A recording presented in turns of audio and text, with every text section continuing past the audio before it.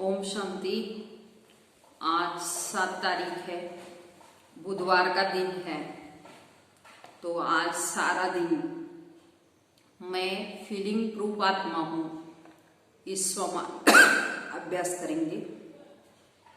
तो कई बार हमको फीलिंग आती है तो उसका कारण है देह अभिमान। तो बाबा ने भी मुरली के अंदर कहा हुआ है, या हर बार बाबा हमको कहते हैं कि आत्मा का पाठ पक्का करो, घोट घोट कर स्वयं को आत्मा समझो, आत्म अभिमानी बनो। तो स्वचिंतन करो, आत्मा समझ के परमपिता परमात्मा को याद करो, तो विकर्म विनाश हो जाएंगे। तो ऐसे मैं आत्मा हूँ, मैं आत्मा हूँ, ये बाबा कहते अंदर घोटते रहो। और सारा दिन बाबा ने कहा है चार्ट भी रखो कि कितना समय हम ऐसे प्यारे बाबा को याद करते हैं। तो बाबा कहते हैं ऐसे चार्ट रखेंगे तो आपको बहुत फायदा होगा। जैसे व्यापारी भी बाबा कहते हैं सारे दिन का फायदा और घाटा देखते हैं, तो हमको भी देखना है कि हम याद में कितना समय रहे, आत्म अभिमान स्थिति कितना बनाई है। तो चार्ट से मालूम पड़ेगा कि हम घाटे में हैं या फायदे में हैं। तो आज का प्यारे बाबा का महावाक्य है, बाबा कहते मीठे बच्चे आत्म अभिमानी होकर बैठो, अंदर घोटते रहो मैं आत्मा हूं, देही अभिमानी बनो, सच्चा चार्ट रखो तो समझदार बनते जाएंगे, बहुत फायदा होगा। प्रश्न है कि बेहद के नाटक को समझने वाले बच्चे किस एक लॉ को अच्छी रीति समझ सकते हैं। माना ये बेहद का नाटक है, इसका आदि मध्य अंत बाप ने हमको समझाया है और इसमें कई लॉज है, माना कायदे हैं, नियम है। तो इसको भी बात कहते समझना है। तो उत्तर है यह अविनाशी नाटक है। इसमें हर एक पार्टधारी को पार्ट बजाने अपने समय पर आना ही है। कोई हमें सदा शांति में बैठ जाए तो ये लॉ नहीं है। कहे हम सदा शांति में बैठ जाए तो ये लॉ नहीं है, तो उसे तो पार्टधारी नहीं कहेंगे। ये बेहद की बातें बेहद का बाप तुम्हें सुनाते हैं। ओम शांति। अपने को आत्मा समझकर बैठो, देह अभिमान छोड़कर बैठो। तो बेहद का बाप बच्चों को समझा रहे हैं। समझाया उनको जाता है जो बेसमझ होते हैं। आत्मा समझती है कि बाप सच कहते हैं, हम आत्मा बेसमझ बन गई है। तो मैं आत्मा अविनाशी हूं, ये शरीर विनाशी है। मैं आत्म अभिमानी छोड़ देह अभिमान में फंस पड़ा, तो बेसमझ ही ठहरे ना। बाबा कहते हैं सब बच्चे बेसमझ हो पड़े, माना देह अभिमान में आए हैं, देह अभिमान के कारण बेसमझ है। फिर तुम बाप द्वारा देही अभिमानी बनते हो तो बिल्कुल ही समझदार बन जाते हो। आधा कल्प से भाव कहते हैं बिल्कुल बेसमझ थे, अभी देही अभिमानी बनने से समझदार बनते हो। कोई तो बन गए हैं, कोई पुरुषार्थ करते रहते हैं। आधा कल्प लगा है बेसमझ बनने में। द्वापर से लेकर 63 जन्म बाबा कहते हैं देह अभिमान में रहे।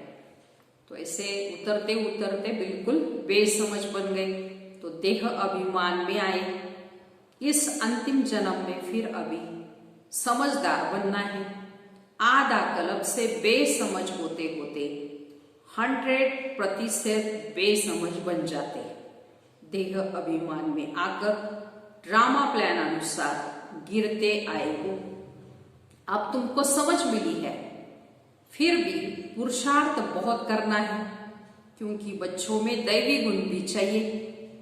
बच्चे जानते हैं हम सर्वगुण संपन्न 16 कला संपूर्ण डबल अहिंसक मर्यादा पुरुषोत्तम थे, फिर इस समय निर्गुण बन पड़े हैं। कोई भी गुण नहीं रहा है, निर्गुण माना। तो तुम बच्चों में भी नंबरवार पुरुषार्थ अनुसार इस खेल को माना ड्रामा को समझते हैं। तो बाबा कहते ड्रामा के कई नियम है, लॉज है, तो उसको भी समझना है। तो समझते समझते भी बाबा कहते कितने वर्ष हो गए, फिर भी जो नए वह अच्छे समझदार बन जाते, औरों को भी बनाने का पुरुषार्थ करते। कोई ने तो बिल्कुल ही कुछ नहीं समझा है बाबा के, बेसमझ के बेसमझ ही है। बाबा आए ही है बच्चों को समझदार बनाने। तो बच्चे समझते माया के कारण हम बेसमझ बने हैं, 5 विकारों के कारण। हम पूज्य थे तो बहुत ही समझदार थे, फिर हम पुजारी बने तो बेसमझ बने हैं। तो आदि सनातन देवी देवता धर्म प्रायलोप हो गया है। इसका दुनिया में किसी को भी पता नहीं। ये लक्ष्मी नारायण कितने समझदार थे, राज्य करते थे। तो बाबा कहते ततत्वम, तो तुम भी अपने लिए ऐसे समझो। तो ये बहुत बहुत समझने की बातें हैं, सिवाय बाप के और कोई समझा न सके। लेकिन अब महसूस होता है कि बाप ही ऊंचते ऊंच समझदार ते समझदार होगा ना। एक तो वो ज्ञान का सागर भी है, सर्व का सदगति दाता, पतित पावन भी है। ये एक बाप की ही महिमा है। तो इतना ऊंचते ऊंच बाप आकर बच्चे बच्चे के कैसे अच्छी रीति हमको समझाते हैं। बच्चे पावन बनना है, उसके लिए कहते बाप एक ही दवाई देते हैं। कहते हैं योग से तुम भविष्य 21 जन्म निरोगी बन जाएंगे, तुम्हारे सब रोग दुख खत्म हो जाएंगे, तो तुम मुक्ति धाम में चले जाएंगे।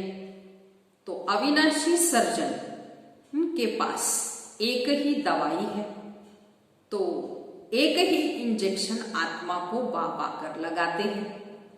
ऐसे नहीं कि कोई मनुष्य बैरिस्टरी भी करेंगे, इंजीनियरिंग भी करेंगे, नहीं। हर एक आदमी अपने धंधे में ही लग जाते है ना। बाप को कहते ही है आकर हमको पतित से पावन बनाओ, क्योंकि पतित पने में दुख है, पावन बनने से सुख मिलता है। शांति धाम को पावन दुनिया नहीं कहेंगे, स्वर्ग को ही पावन दुनिया कहेंगे। ये भी समझाया है मनुष्य शांति और सुख चाहते हैं।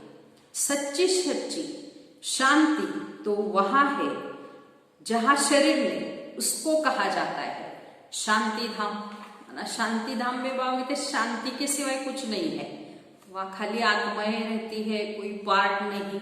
तो बिल्कुल साइलेंस में रहते हैं, जैसे डेड साइलेंस होता है ना। तो शांति की अनुभूति शांति धाम में ही होती। बाबा बहुत कहते हैं शांति में रहे, परंतु ड्रामा का ये लॉ नहीं है बाबा कहते। तो वो पार्टधारी हुआ ही नहीं। बच्चे नाटक को भी समझ गए। जब एक्टर्स का पार्ट होगा तब बाहर स्टेज पर आकर पार्ट बजाएंगे। तो ये बेहद की बातें हमको बेहद का बाप ही समझाते हैं, क्योंकि ज्ञान का सागर उनको ही कहा जाता है।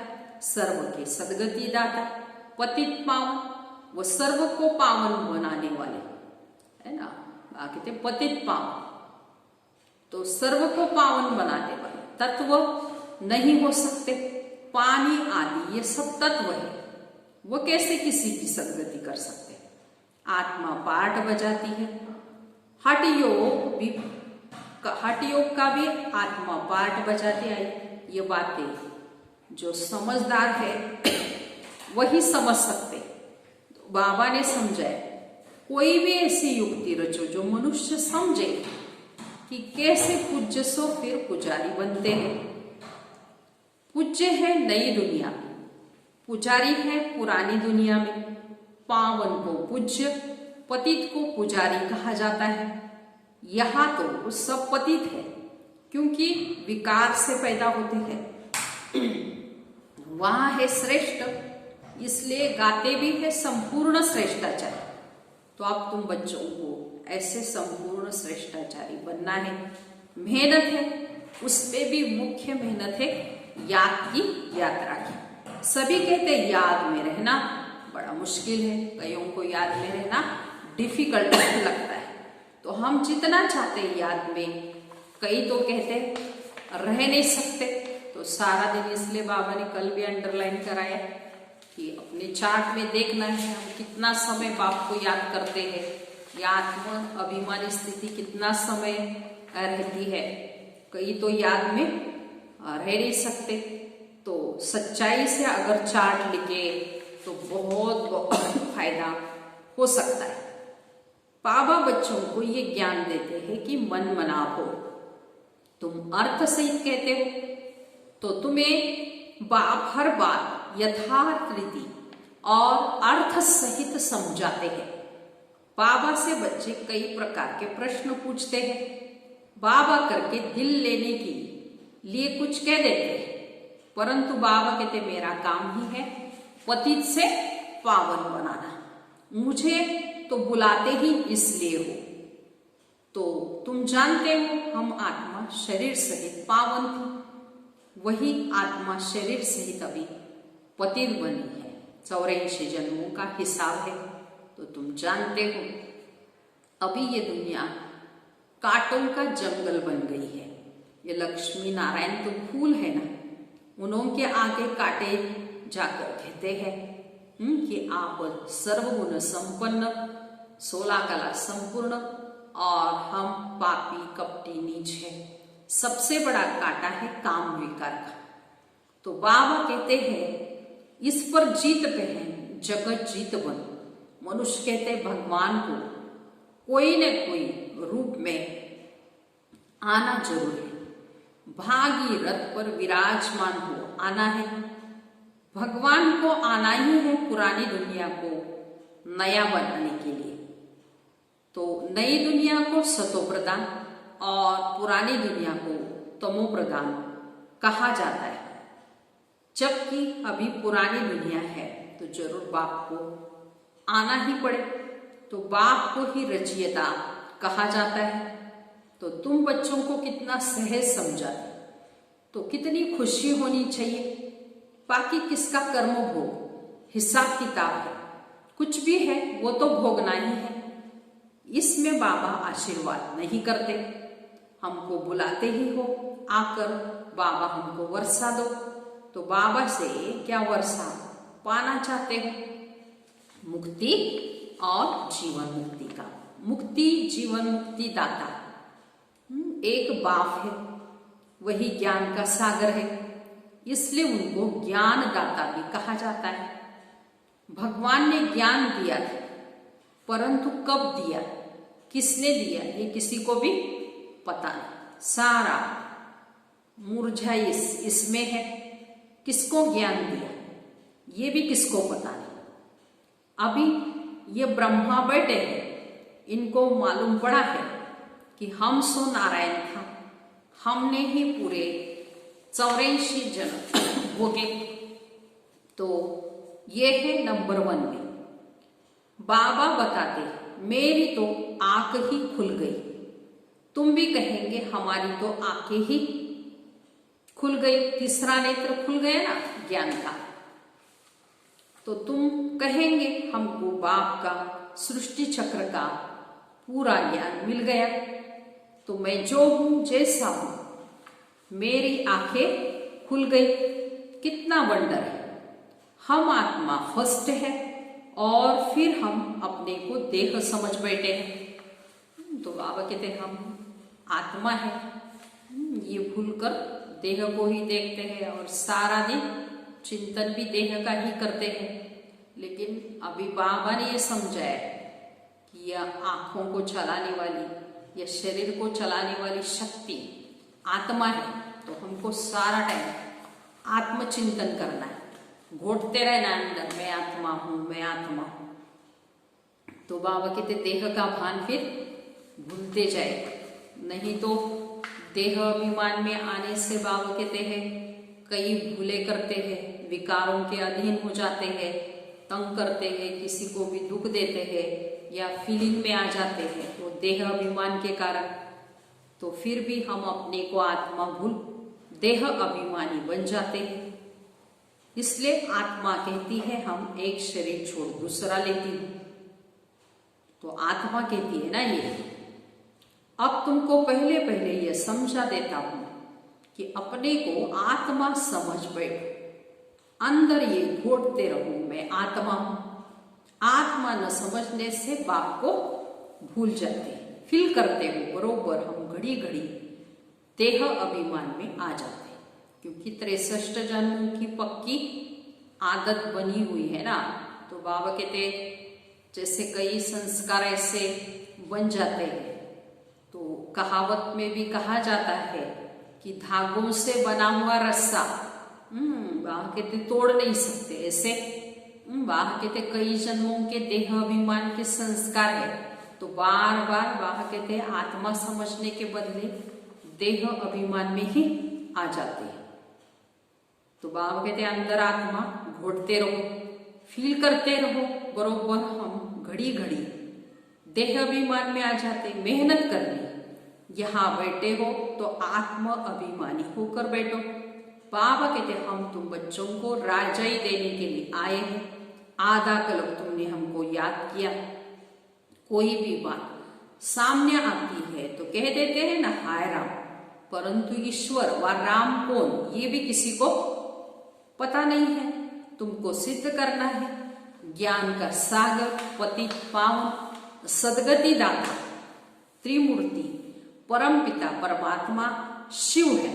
ब्रह्मा विष्णु शंकर तीनों का जन्म इकट्ठा है। सिर्फ शिव जयंती नहीं है, परंतु त्रिमूर्ति शिव जयंती ऐसे कहना है बाबा के। सिर्फ शिव जयंती तो जरूर जब शिव की जयंती होगी तब ब्रह्मा की भी जयंती होगी। शिव जयंती मनाते, परंतु ब्रह्मा ने क्या किया? तो लौकिक, पारलौकिक और ये है अलौकिक बाप। तो ये है प्रजापिता ब्रह्मा। बाप कहते हैं नई दुनिया के लिए ये नया ज्ञान अभी तुमको मिलता है, जो फिर प्रायलोक हो जाता है। जिसको बाप रचयिता और रचना का ज्ञान नहीं तो अज्ञानी ठहरेगा। अज्ञान नींद में वैसे भी मनुष्य सोए पड़े, तो ज्ञान से दिन और भक्ति से रात। शिवरात्रि का अर्थ भी मनुष्य नहीं जानता, इसलिए उनकी हॉलीडे भी उड़ा दी है बाबा कहते, छुट्टी भी नहीं देते फिर बाबा कहते शिवरात्रि को जानते नहीं। तो अब तुम जानते हो बाबा आए हैं सबकी जोत जगाने के लिए। तुम ये बत्तियां आदि जगाते हो तो समझेंगे इनका कोई बड़ा दिन है। अब तुम जगाते हो अर्ध सही, बोलो थोड़ी इन बातों को समझेंगे। तुम्हारे भाषण से पूरा नहीं समझ सकते। अभी सारे विश्व पर वैसे भी रावण का राज्य है। यहाँ तो मनुष्य कितने दुखी है। रिद्धि सिद्धि वाले भी बहुत तंग करते हैं। अखबारों में भी पढ़ता है इनमें इविल सोल है, बहुत दुख देते हैं। बाबा कहते हैं इन बातों से तुम्हारा कोई भी कनेक्शन नहीं है। बाप तो सीधी बातें समझा, बच्चे मुझे याद करो तो तुम पावन बन जाए और तुम्हारे सब दुख दूर हो जाए। अच्छा, मीठे मीठे सिकीलते बच्चों प्रति माता पिता बाप दादा का याद प्यार और गुड मॉर्निंग। रूहानी बाप की रूहानी बच्चों को नमस्ते। हम रूहानी बच्चों की रूहानी माता पिता बाप दादा को याद प्यार गुड मॉर्निंग और नमस्ते। हम बनेंगे फरिश्ते। वाह बाबा वाह, शुक्रिया बाबा शुक्रिया। अब इस सारी मुरली का धारणा के लिए मुख्य सार पहली पॉइंट है यथार्थ रीति बाप को याद करने व आत्म अभिमानी बनने की मेहनत करनी है। सच्चाई से अपना चार्ट रखना है, इसमें बहुत बहुत फायदा है। दूसरी पॉइंट सबसे बड़ा दुख देने वाला कांटा काम विकार है।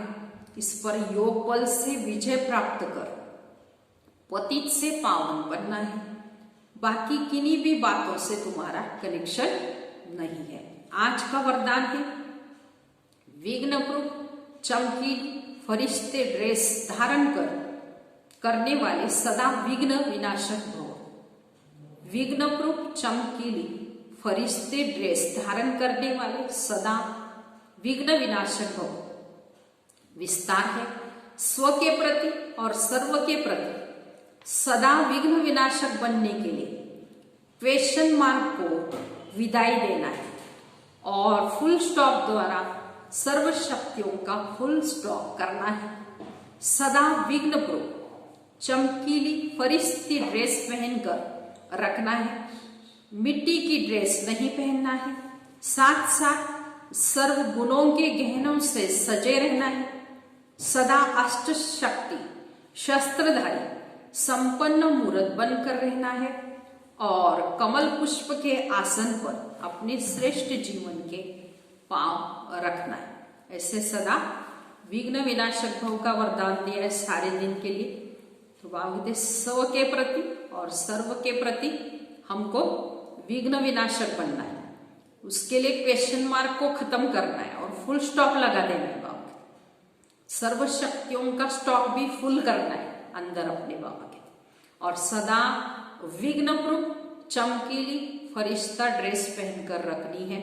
मिट्टी की ड्रेस माना देह अभिमान में नहीं आना है। बाबा ने आज मुरली के अंदर भी कहा है आत्मा हूं ऐसे घुटना है। आत्म अभिमानी स्थिति बनानी और सर्व गुणों के गहनों से सजना है। बाबा सदा अष्ट शक्ति शस्त्रधारी संपन्न मूर्त बनना है। बाबा के ऐसे कमल पुष्प के श्रेष्ठ आसन पर अपने जीवन बाबा के श्रेष्ठ जीवन के पांव रखने हैं। ऐसे सदा विघ्न प्रूफ चमकीली ड्रेस फरिश्तों की ड्रेस पहनते हुए विघ्न प्रूफ बनना है। स्लोगन है आज का अभ्यास पर पूरा अटेंशन दो तो फर्स्ट डिवीजन में नंबर आ जाए। माना भाग्य जैसे लौकिक में भी स्टूडेंट होते हैं तो अभ्यास के बिना वो पहले नंबर में आ नहीं सकते। तो हमको भी सारा दिन अभ्यास पर अटेंशन देना पड़ेगा। आत्म अभिमानी स्थिति बनानी पड़ेगी। चार्ट रखना पड़ेगा। ऐसे अटेंशन देते देते हम भी फर्स्ट डिवीजन में आ जाए। अच्छा, ओम शांति।